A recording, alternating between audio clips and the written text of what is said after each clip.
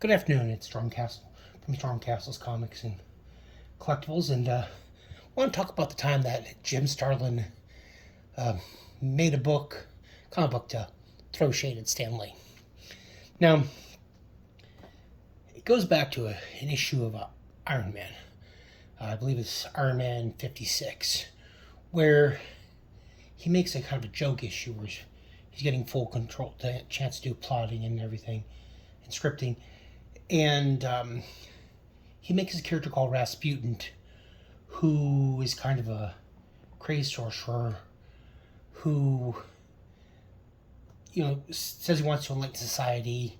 And over the process of the issue, Iron Man fights him.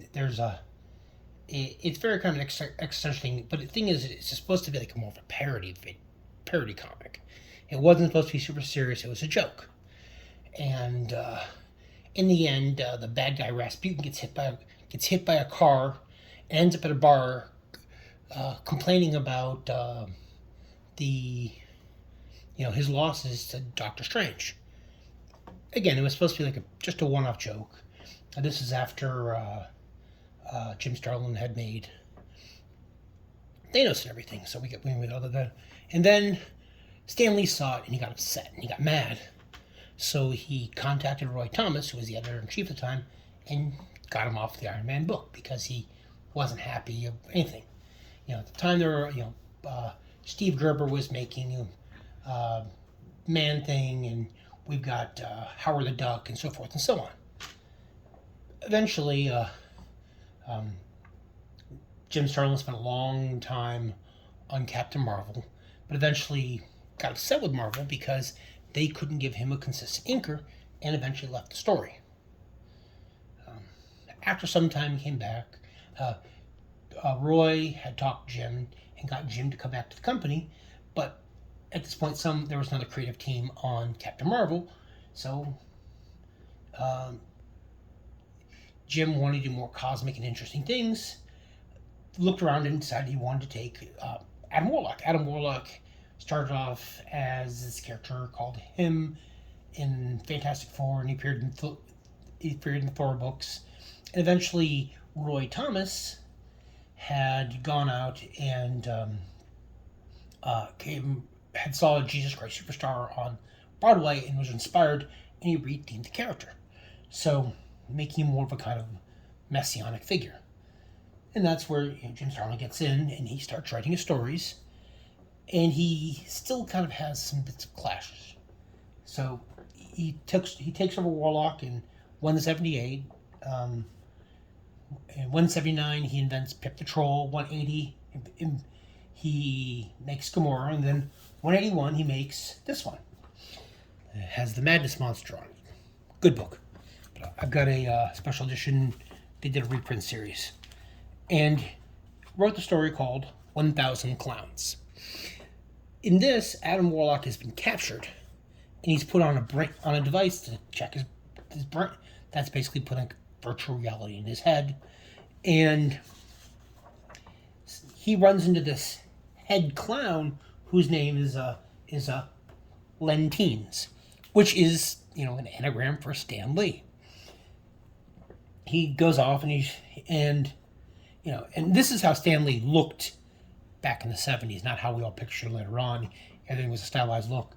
And basically, the clown is trying to force Warlock into this kind of universe where everything is pre-planned.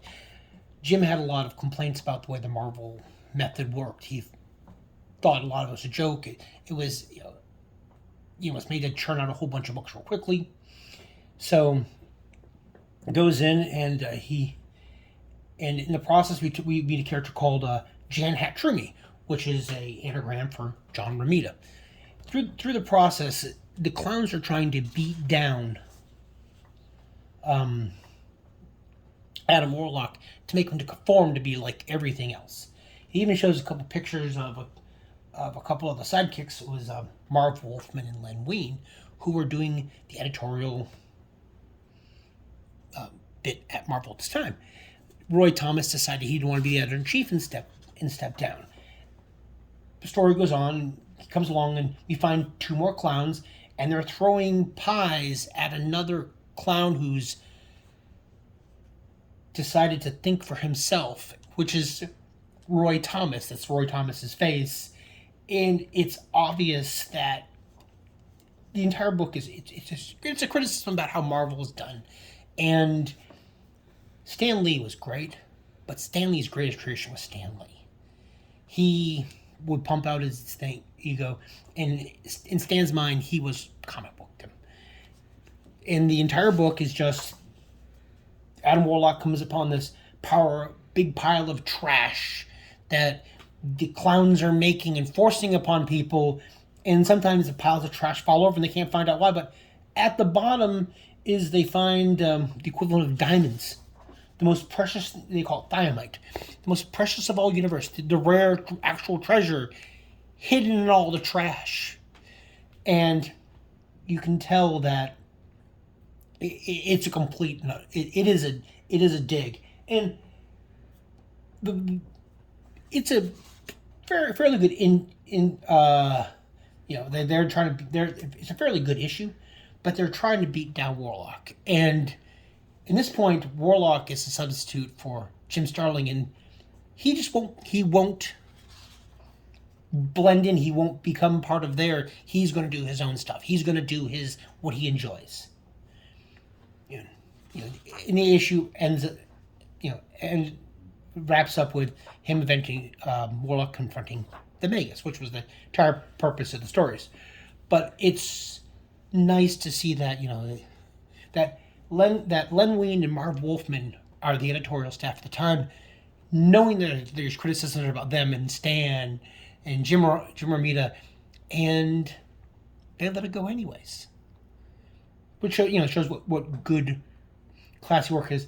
It's a fun issue. I really enjoy it, and I mean honestly, that is a pretty good cover. I like it. I've been finishing up all my run of Warlock by Jim Starlin, and I am a Warlock fan. I mean, I enjoy the old characters, but I just wanted to share this little story about how the time that Jim Starlin decided to thumb his nose at Marvel editorial staff and Stan Lee. And if you want to find it, you can either get it in Strange Tales 181, or there's a reprint book, Warlock Tales Special Edition, which came out in the 80s. I got the set from Ollie's a gift, Ollie's polybag set. So you can find a copy of that and you can enjoy them. And you see the early adventures of Pip the Troll and Gamora, and enjoy. Thank you. This is Stormcastle from Stormcastle's Comics Collectibles, and I appreciate you watching.